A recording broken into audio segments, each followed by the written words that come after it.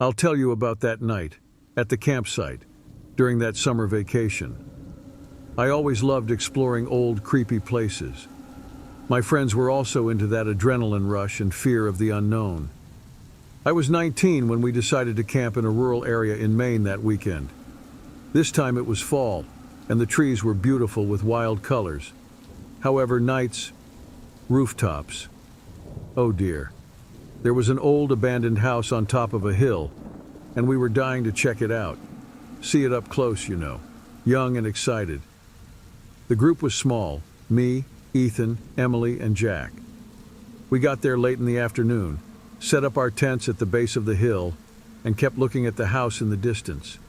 It looked like a sleeping monster, with its dark windows and cracked, weathered facade. Despite the chills, we were excited to explore it the next day.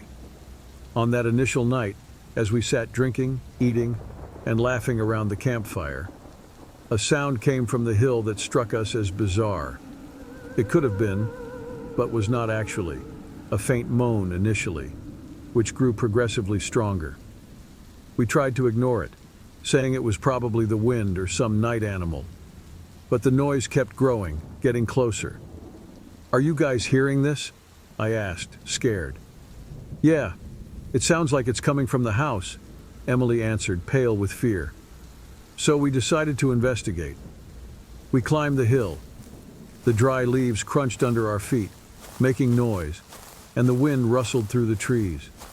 When we got close to the house, a strange chill took over me.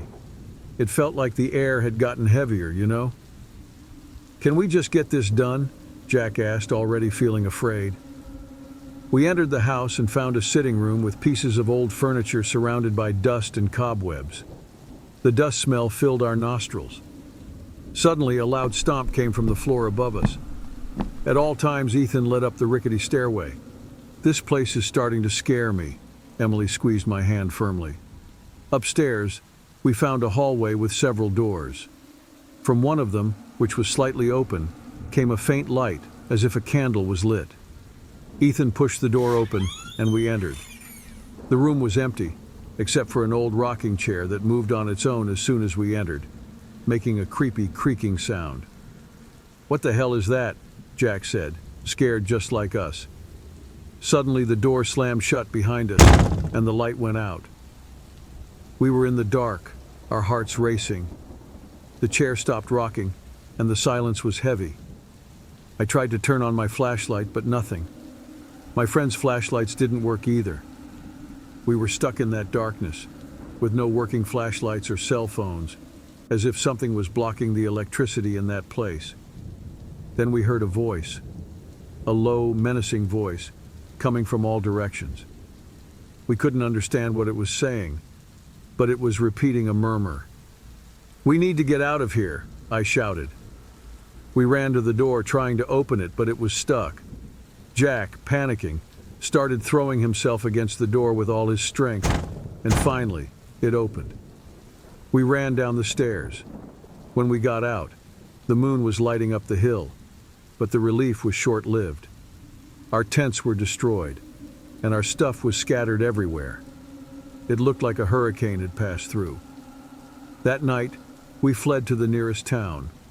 Whatever was in that house wanted to warn us or scare us, and it succeeded. The next morning, after barely sleeping in the car, with the sun rising over us, we decided to go back and get what was left of our things. When we got to the campsite, the sight was even more disturbing in daylight. The tents were dirty and torn, as if a man or an animal had gone through everything, but there were no paw prints, just a mess of scary human footprints. As we got closer to the tents, a horrible, strong, nauseating smell hit us. We found some dead animals, partially devoured and with their guts exposed. The scene was very disturbing, but the strangest thing was that they were inside one of the tents, Emily's tent. Fear took over. We didn't know if the entity or human who did this was still around. "Who the hell would do this?" Ethan asked. "I don't know, but we need to get out of here now," Emily answered. We grabbed what we could, and on the way back, we took a different trail with the car. We stopped and got out, seeing a house in the distance with smoke coming out of the chimney, indicating someone was living there. We walked to the house, knocked on the door, and were welcomed by an old man who regarded us as if we were his missing kids. He was, let's say, the solitary guardian of those lands for decades, and knew many stories about the house on the hill. According to him, it belonged to a family in the 1920s. The youngest son disappeared mysteriously near the hill, and from then on, strange things started happening. They reported inexplicable lights, voices in the dark, and shadows that seemed to follow anyone who ventured there. No one ever understood what happens there, but it's very dangerous. I've never risked it. Good thing nothing bad happened to you, said the old man. We listened, surprised, as he told us about nights when locals heard scary noises and screams coming from the hill, and how some swore they saw pale figures wandering through the trees. It was like a horror movie. I won't lie, I was excited and scared at the same time. Those stories gave us even more chills. We left the old man's house with more questions than answers, but one thing was certain. Something sinister inhabited that hill, and we weren't the only ones to feel its presence. From that day onwards, we never went camping again because we did not know what might be out there. Please like and subscribe if you are enjoying.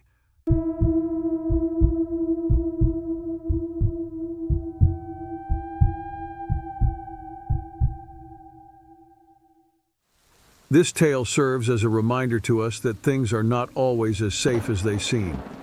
For instance, one very hot summer night, I had an encounter that deprived me of inner peace. I was young, around 20, and shared a house with my parents in a serene residential area. I often went to a nearby park to exercise and walk, as a way of getting away from the persistent family quarrels. On top of a hill, the park overlooked downtown, providing a relaxing sight of its lights as it remained deserted at night, a situation suitable for me. After a trivial argument with my parents about matters concerning college, I found myself going to the park for a late-night session. On a particular night, I had a heated argument with my parents. I parked my car in the vast deserted area and then went to the gym. The air grew heavy as we drew closer to the park. On that specific night, there had been a bitter argument between my parents and me about college matters. While I was exercising, I sensed a peculiar presence from behind. When I looked back, my eyes met those of a man who appeared really worn out, and his glance was frightening.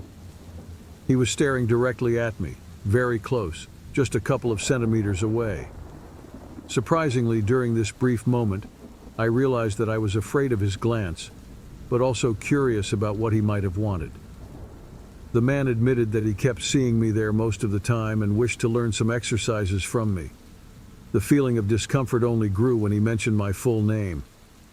My heart raced. How did he know my name? Not wanting to create a confrontation, I told him I preferred to work out alone and slowly backed away. He kept watching me as I finished my set, and the atmosphere became more and more tense. I decided to leave the park immediately.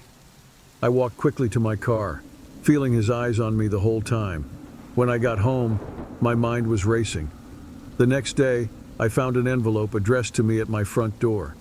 Inside were photos of me taken without my knowledge, including one of me sleeping, taken from outside my window. Fear took over. I took the photos to the police and told them about the strange man in the park. They promised to investigate, but the following days were filled with unease. I woke up one night at 3 a.m. to knocking on my door, but I didn't have the courage to open it. On another occasion, I found a note stuck on my car with a heart drawn on it. I reported everything to the police, who opened a stalking investigation. Since that encounter in the park, my life had turned into a constant nightmare. I tried to move on, but the feeling of being watched never left me. I stopped going to that park and started going to one further away, but I lived in fear. At least the fights at home had subsided a bit. My family had already decided it was time to move, but in the meantime, we lived surrounded by extra locks, lights on at night, and a hastily installed security system. One night, I was alone at home. The moonlight shone brightly, making everything visible. As I lay in bed, a noise interrupted my thoughts and drew my attention away from my dreams into reality. The noise was faint and seemed to come from down the passageway leading outside my room. I got up slowly without making any sound, finally standing near the entrance, listening once more. Soft thumping sounds like those made when someone is moving carefully within the building. My heart raced. Could he have gotten into the house? Without making a sound, I grabbed my phone and called the police, holding my breath while waiting for them to answer. I quickly and quietly explained the situation, trying to stay calm. They said they'd send a patrol as quickly as possible and advised me to stay calm and locked in my room. While waiting, I realized the footsteps were getting closer to my room. My body trembled with fear. How had he gotten in? I thought about the windows, the doors, trying to remember if we had locked everything.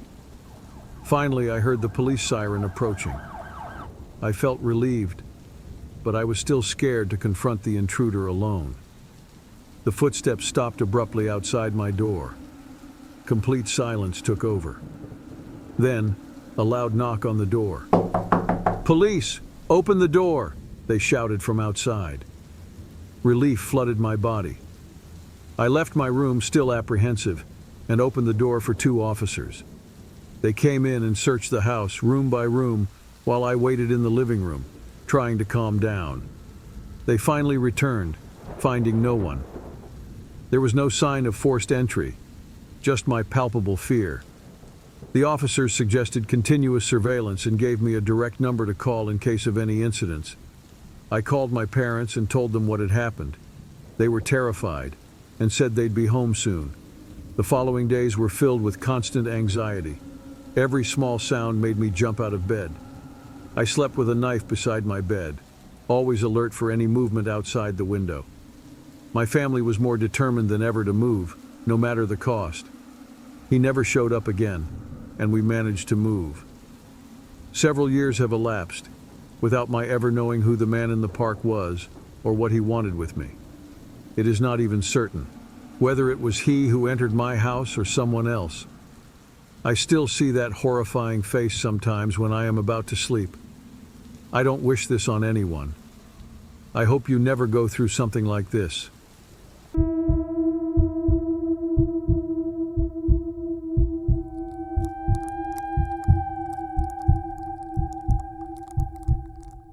Summer break was always something we enthusiastically looked forward to together.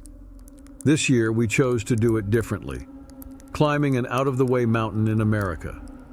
Our team of 5 comprised Jasper, Eden, my best friend Silas, Lark, who adored adventures, and Orion, our new member. On Friday, we left the house very early, full of enthusiasm. We were having so much fun during the long drive to the bottom of the hill, spotting and chatting about the whole weekend. The road seemed endless, but we eventually reached our destination. It was sunny and perfect for trekking. As we walked, due to the trees and thick undergrowth, the environment changed dramatically. In the beginning, the hike was simple. We followed the map, joking about who would be the first to get lost. Our feet tread on dry leaves, and we could hear different birds singing, as well as other animals. It all made us feel closer to nature, but the trail got narrower and steeper. Our backpacks felt heavy on our backs as sweat dripped down from our foreheads, and our faces became damp with moisture. Though we were exhausted after a few hours of climbing, the sight from the summit was worth the struggle. We stopped at a natural lookout to rest and eat something. The fresh mountain air was invigorating, and the vast horizon made us forget our fatigue. While we were resting, Orion mentioned feeling something strange, like someone was watching us. We laughed, thinking he was just being paranoid, but soon that feeling started to bother everyone.